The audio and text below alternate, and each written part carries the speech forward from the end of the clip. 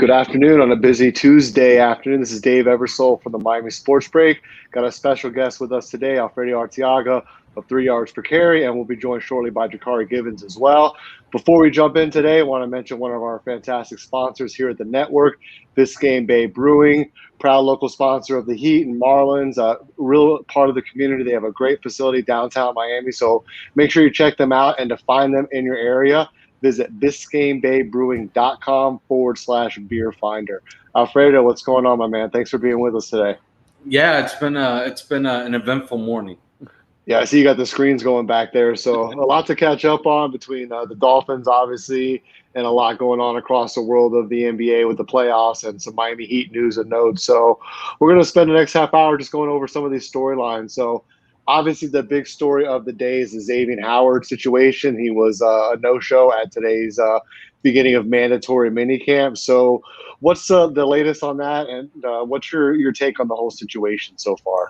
Well, Brian Flores kind of let the cat out of the bag this morning when he said that Xavien Howard would not participate, at least not for now, in the minicamp, which, it doesn't really matter. Like, veteran players, like, it's not really necessary to have them for minicamp. Minicamp is really for younger players, second-year players, guys coming over, coming off of injury, guys getting over injuries, or new players. Those are the guys that kind of could use a minicamp. Somebody like Xavien Howard really doesn't really need one.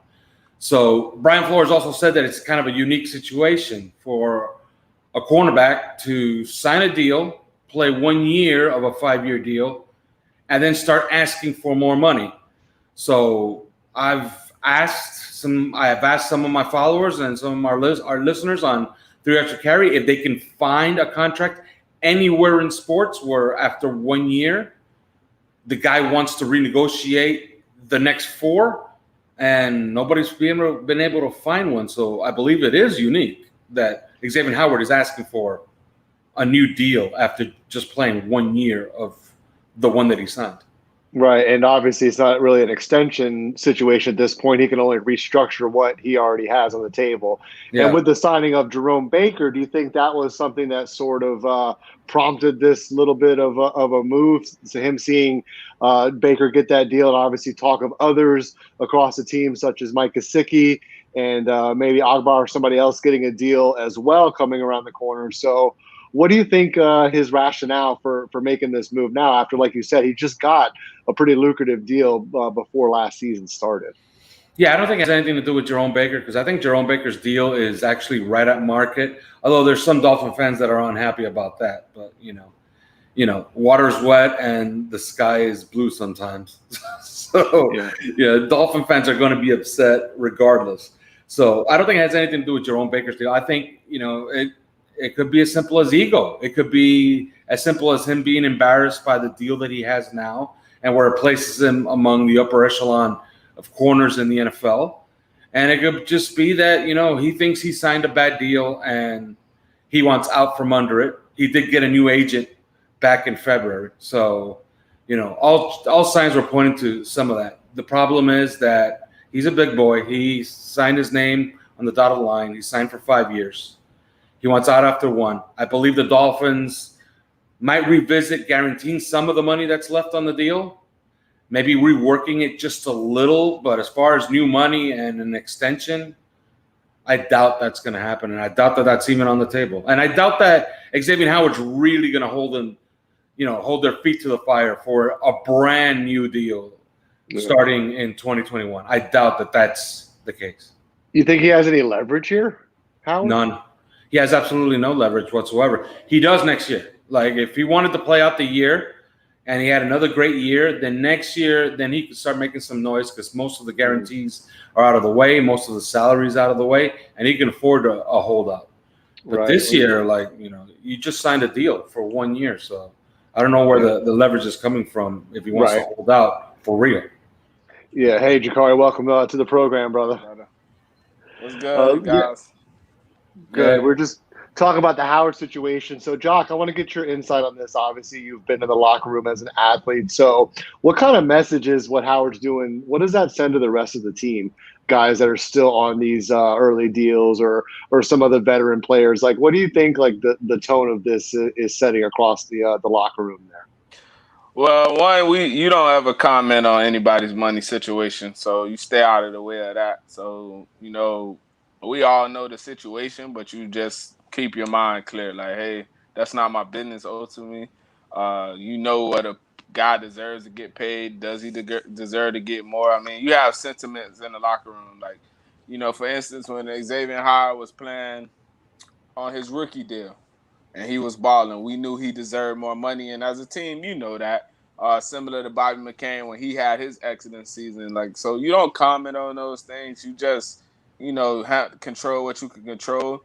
And the NFL is not really a close-knit locker room and all that stuff. I know they be talking about that, but these guys have lives, so it's not like how college is where we spending so much time together and stuff like that. Those guys spend literally the season together. Some may link up in the off season and stuff like that, but you don't comment on those situations. I think Xavien Howard is not wrong for wanting more money, but in his situation, he has no leverage. He just signed a deal last year, right? No, the year before. So you're basically playing on Before 1 last year season, deal. Yeah. So and he bet like what he should have did was a lot of these players should take out the Darrell Reeves. You sign shorter term deals, and so you can keep re-upping. So Darrell Reeves, that's how he made so much money because he would sign 2 or 3 year deals, outperform those deals. The next team would give him another 2 or 3 year deal. He signed for 50, 60 million, 2, 3 years. So that's how he always was able to keep his value high. A lot of those guys just see the numbers instead of just looking at, hey, so imagine if Howard would have signed a 2 or 3 year deal now, he could have asked for more money now because, hey, I performed that 2 or 3 year deal. So I think he has no leverage. Go ahead. Yeah, Darrell Reeves was really, really, really smart about it because he got offered a long-term deal from the New England Patriots, and he told them, look, I'll take a 1 year, $12 million deal with an option for 20, right? He played out the year. New England put like $60 million on the table, and he said, no, I'll go get 75 somewhere else. He opted out, and he got 75 from the Jets. So, that was what probably Xavien Howard should have done if he wanted to keep marketing himself in the market every single year. Yeah, and you bet on yourself, obviously, while you're at your peak as well. Yeah, because right now, let's, for instance, if Xavien Howard had a 1 or 2 year deal, whatever, he caught 10 interceptions this past season. Like, you know how much money he could command from the market right now? Like, Dolph, you don't want to pay me, so trade me to another team. They would have gave him what he's looking for. Mm-hmm. Absolutely. Now, Alfredo, you touched on the Jerome Baker contract. I personally thought I don't have a problem with it. I think it's a forward-thinking deal. It might not be in line with his positional ranking across the league now, but he's a player on the rise and could jump into that top 15 linebacker conversation with another good season. So, me personally, I really have no problem with the deal. I think it sends a good message that we're going to reward our foundational players, our young players that fit what we're doing here. He's a great guy in the community. I think overall it's a plus. What do you think of the Baker deal? I'll start with you, Alfredo. I want to get both your thoughts on his deal.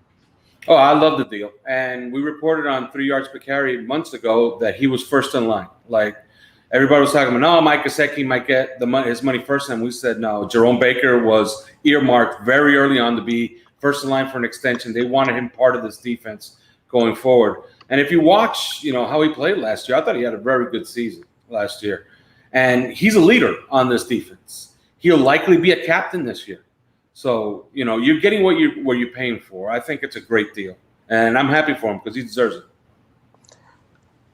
I agree with Alf there. I know people look at the numbers and say it's maybe too much, but guys, you have to remember the TV deal money is about to kick in next season. So those contracts that we see right now, Baker signed a 3 year, like $39 million with some 24 guaranteed.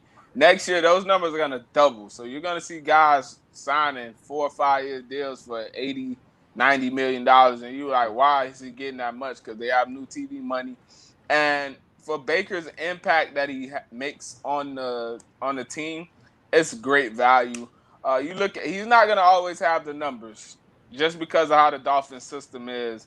They kind of taken after that New England Patriots thing. Like Dante Hightower doesn't always have the numbers, but he's an integral part of the success of the defense. So Baker's doing fine. I think he had a great season.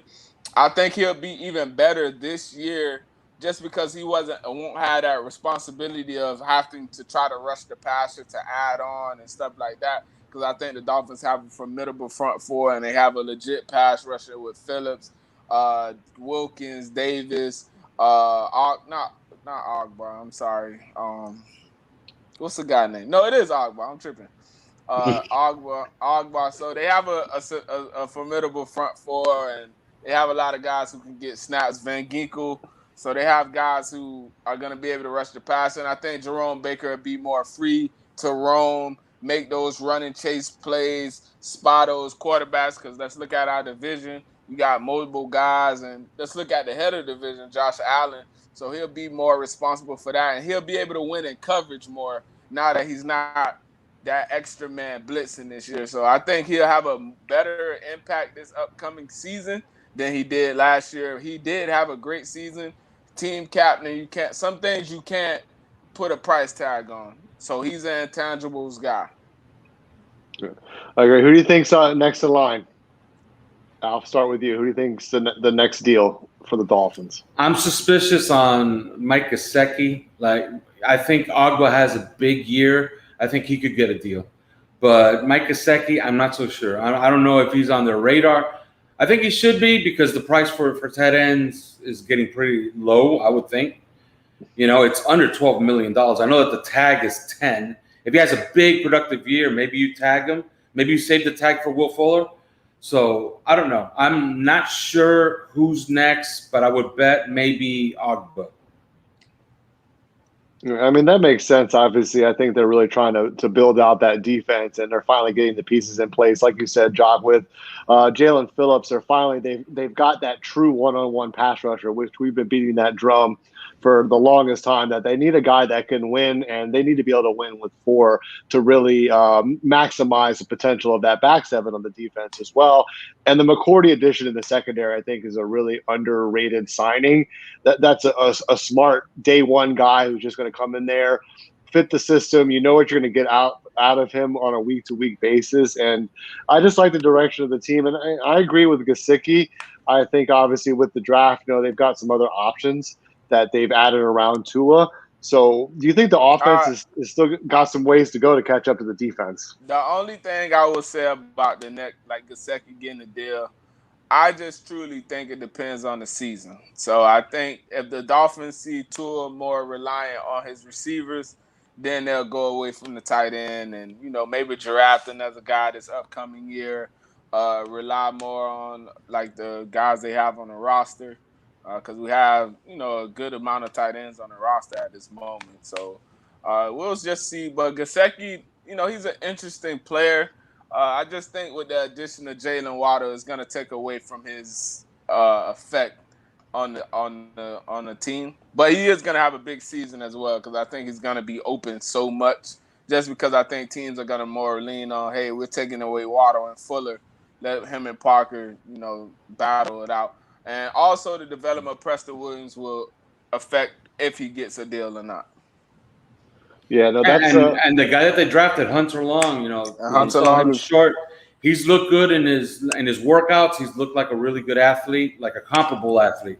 Not that he's like Mike Gesicki, but he's not too far off as far as athleticism. So he'll get a good long look. And at the tight end position, I mean, everybody is not going to have Travis Kelce's or Waller's or Kittle's. You just want a comfortable tight end. You look at Virgil Green for the Chargers for a very long time. You look at Delaney Walker for the Titans for a long time. Those guys were great tight ends in the system they were in. So sometimes you just need that guy who fits what they need. So I don't. That's why I don't know about the Gesicki because it just depends how you're using Jalen Waddle. Preston Williams will be a factor in that slot role or that over-the-middle guy if he can stay healthy. You still got Devontae Parker, Will Fuller, Albert Wilson. So it just depends on how they want to use their weapons. And another guy we're not talking about as much as we should, who's going to be a big factor on offense, is Myles Gaskins. He's going to be able to take pressure off the team, too, in the passing game as well. How do you feel about that running back group, Alf? Yeah, that's a group that I would have made an upgrade on. I'm not sold on Gaskin, but he can sell me this season. I think the group is just competent enough for what they want to do. Like this is like I see a comment from Twisted Tapioca. He says multiple tight ends do a lot for offensive schemes as the league runs more and more 12 personnel. That's completely right. But this team, you got to understand how it's being built. This is an 11 personnel team from now on. Once you take Jalen Waddle 6 overall, he's going to be on the field. Yeah, and you're paying Will Fuller $11 million for this year, and Parker is your, incumbent number one from last year. Yeah, this is an 11 personnel team. So this team's going to spread people out, and Gaskins and that group, it should be enough, but we shall wait and see. I mean, like I said, I think they did more in the passing game to open up the running game because no team is going to stack the box against the Dolphins. You're not going to do that with Will Fuller and Jalen Waddle out there. So I'm more interested to see Dokes. I think Dokes can be one of those late round stories who come in and overtakes the guy. I think him and Gaskins can make a great 1-2 punch just for the time being.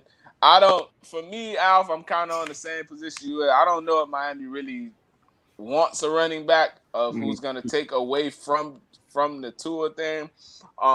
They wanted Le'Veon Bell, but I think he made his mistake in going to Kansas City. So I think he would have been that type guy they're looking for. But since they couldn't get that type of back, and I think they're going to more so rely on Dokes and Gaskins, Ahmed, to be that three-headed mother. Also, I think Perry would be in the mix back there as well. They have a lot of receivers who can double down as running backs, using them on third down. So I don't know if the running back position is that big of a deal for them. Just because you can't give a Lamb Bolden Jr. a carry on third down, a second down with a draw. You can give a Jakeem Grant a carry here and there to get on the edges. So I think they want more dynamic playmakers than they want just a position like a running back position. They want more dynamic skill players. Yeah, it's prototypical running back by committee in Miami, and I think a lot of the offense as well. It's going to be not only a vertical attack, but it's going to be a horizontal attack, like you said, Alf. They're going to spread the field. I'm looking to see some jet sweeps and all kinds of some of those college type plays where they're just spreading the guys out from hash mark to hash mark, attacking the seams with Gesicki. I mean, there's so many ways that this offense is going to be able to beat you, at least hypothetically now. Obviously, we have to see how the offensive line holds up.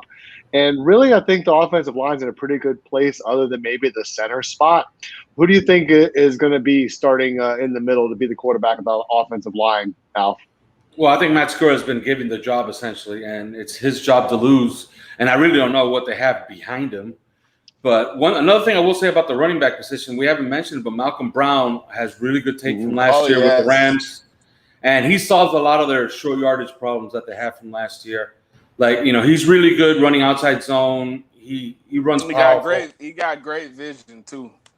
Yeah, so you could do a lot worse than Malcolm Brown for a guy, to spell Gaskin and get you anywhere between 6 to 8 carries a game. Like, he'll be just fine in that role.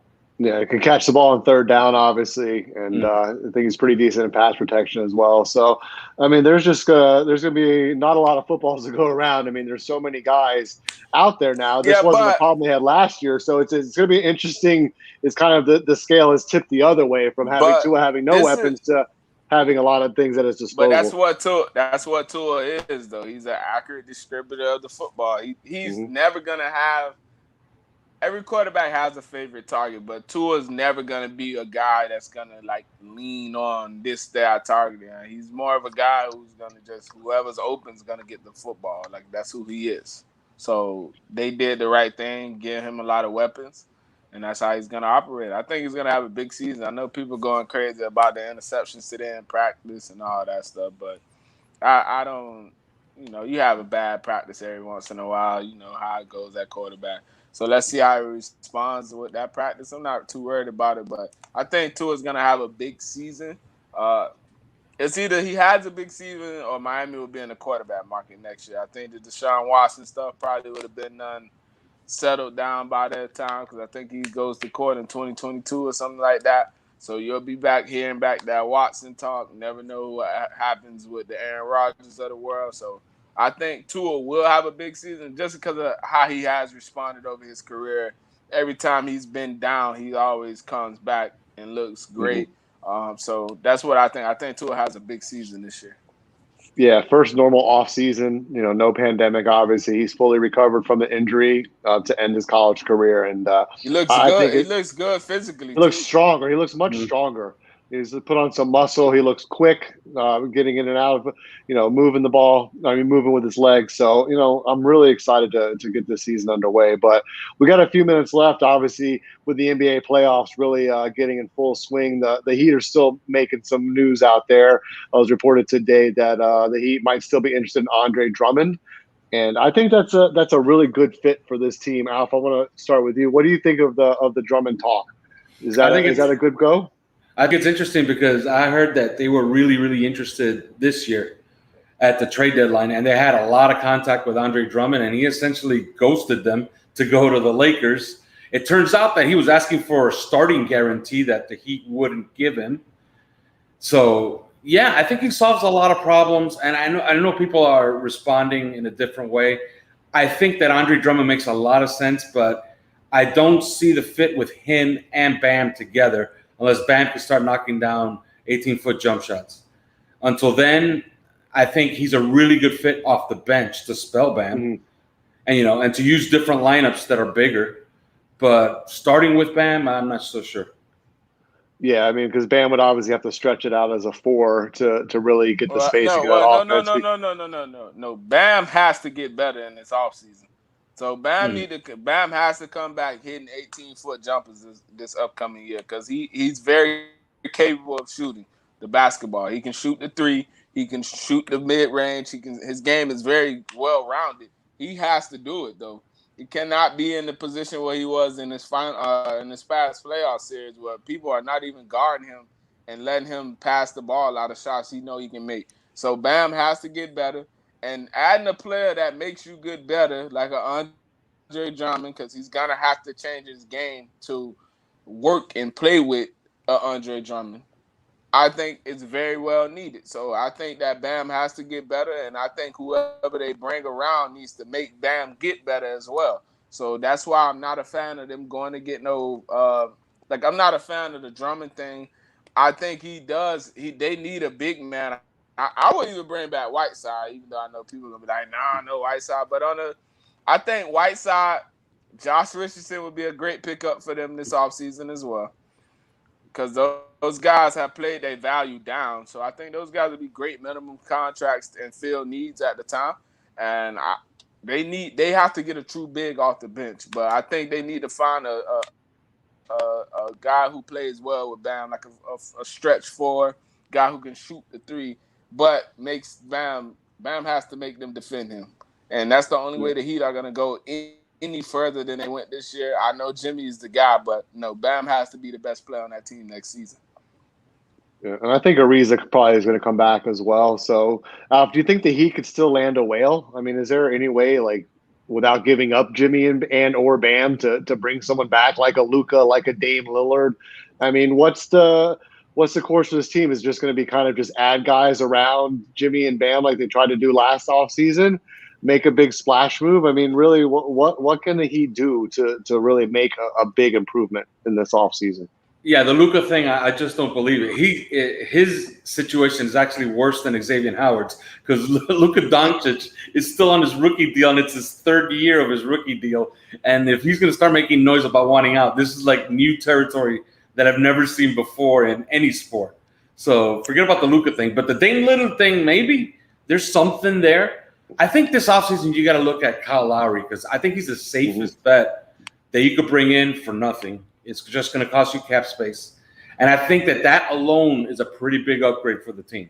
I think you're talking about a much, much better team when you have that floor general to put everybody in place. And let's face it, he's good defensively. He could shoot the 3. He can handle the basketball, and he could run the offense.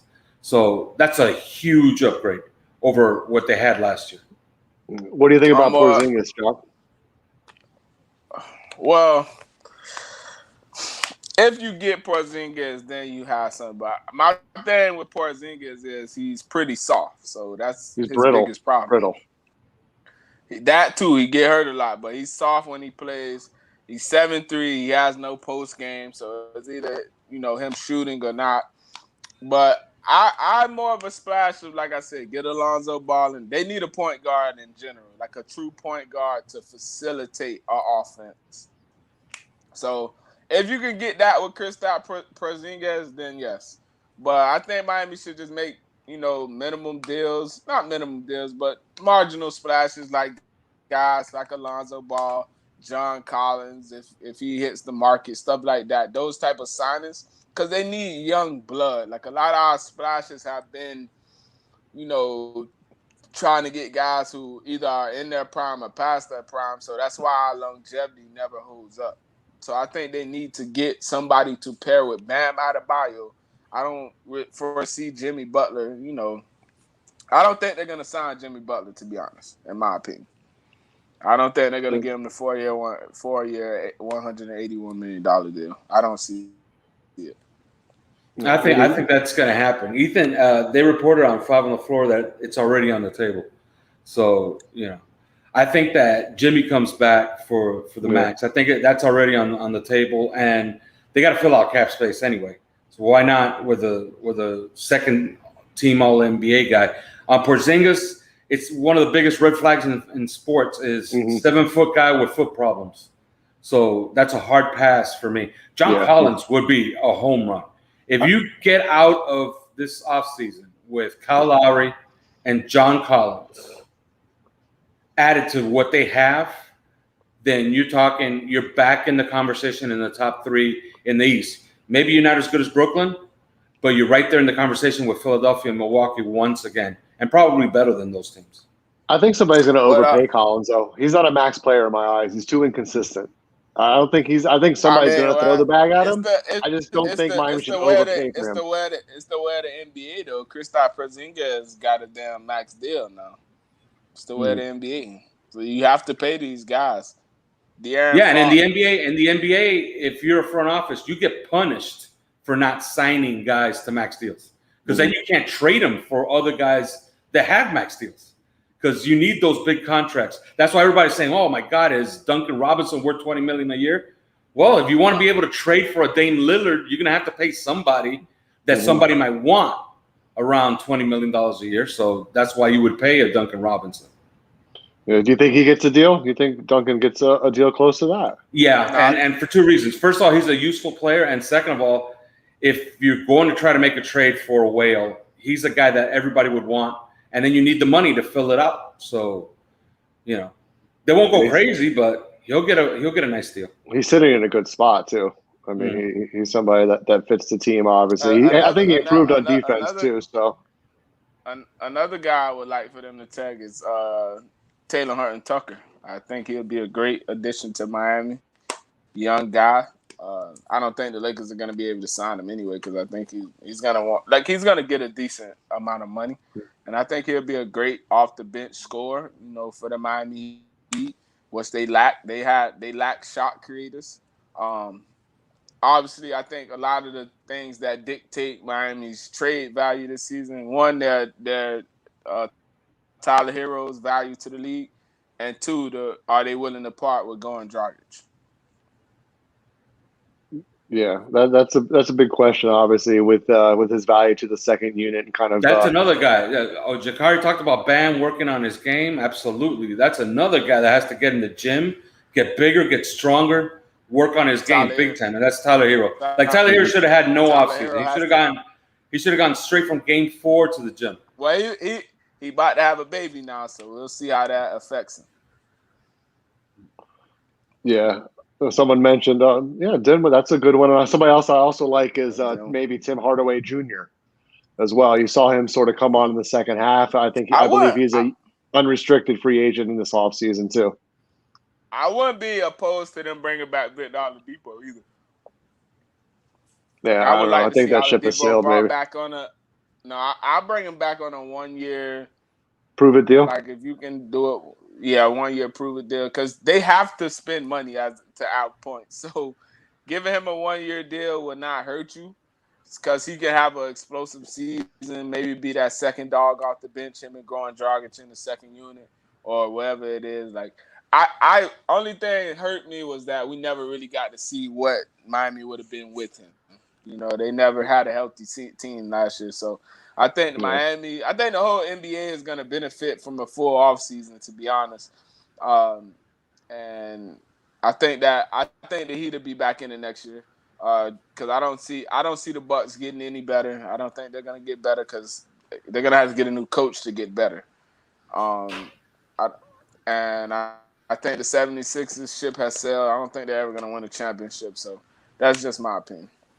Yeah, exactly. No, it's going to be an interesting offseason. I think they only have like 3 guys under contract. So, you know, he had a lot of leverage and things that they can do. So we're going to wrap things up here in just a second. But before we go, Alf, where can everybody find you across social media and on the pods and everything? Give everybody your info.